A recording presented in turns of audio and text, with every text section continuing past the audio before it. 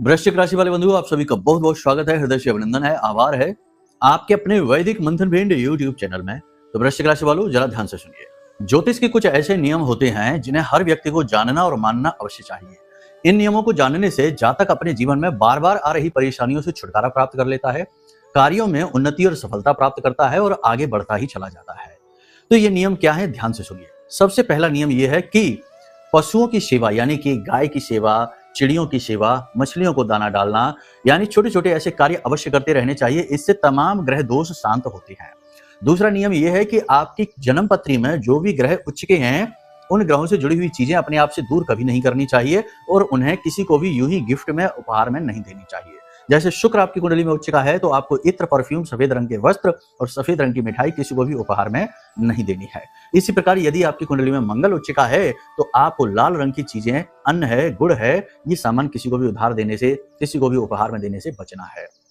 और ठीक इसके विपरीत जो भी ग्रह कुंडली में नीच के होते हैं, उन ग्रहों से जुड़ी हुई चीजें मुफ्त में किसी से नहीं लेते हैं, उपहार में नहीं लेते हैं। जैसे कि अगर मान लो कि आपकी कुंडली में शुक्र नीच का है तो किसी से भी परफ्यूम आपको गिफ्ट में नहीं लेना है, सफेद रंग के वस्त्र गिफ्ट में नहीं लेने हैं, मिठाई यदि कोई सफेद रंग की आपको देता है तो आपको नहीं लेना है। तो ये नियम बहुत ही महत्वपूर्ण नियम होते हैं और सबसे बड़ा नियम ये होता है कि अपनी वाणी को जितना हो सके उतना मीठा, मधुर और सरल बनाइए, क्योंकि वाणी जो होती है ना, ये कई ग्रहों को एक साथ लेकर चलती है। मुख्य तौर पर बुध की बात करें, यानी बुध वाणी, बुद्धि और व्यापार होता है। इसी के साथ साथ गले का ये भाग होता है, ये शुक्र होता है। और वाणी जो होती है वो हमारी बुद्धि से प्रभावित होती है, यानी हमारे विचारों से प्रभावित होती है, यानी गुरु से प्रभावित होती है और हमारे मान सम्मान की कारक होती है।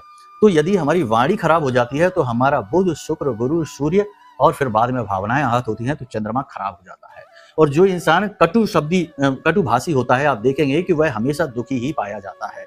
धन संपत्ति तो छोड़ो, उसके जीवन में सुख शांति ही नहीं रहती है, व्याकुल तड़पता हुआ सा जीता है। तो सबसे सरल बात है कि अपनी वाणी को मधुर रखिए। एक और महत्वपूर्ण बात बंधु आपको बता दें कि आपको हमारी सलाह मानिए तो कुंडली आकलन अवश्य कराना चाहिए, क्योंकि कुंडली में आपकी जिंदगी के ऐसे ऐसे रहस्य, ऐसे ऐसे राज छिपे हैं कि आपके ऊपर क्या दोष है, क्या परेशानी है, कुंडली में क्या योग है, कौन से ऐसे ग्रह दोष हैं जो बाधा बनकर आपके जीवन में खड़े हुए हैं, जिनसे आप मुक्ति प्राप्त करके बड़ी जल्दी सफलता प्राप्त कर सकते हैं। तो कुंडली आकलन करा लें, बाकी सारी बातें कुंडली आकलन में हम आपको बता ही देंगे। ठीक है, नंबर वीडियो में दिए गए हैं, फोन करिए, तुरंत ये निर्णय ले डालिए, भाग्य परिवर्तित हो जाएगा महामाई मां बगलामुखी की कृपा और आशीर्वाद से। प्रेम से बोलिए जय माई की।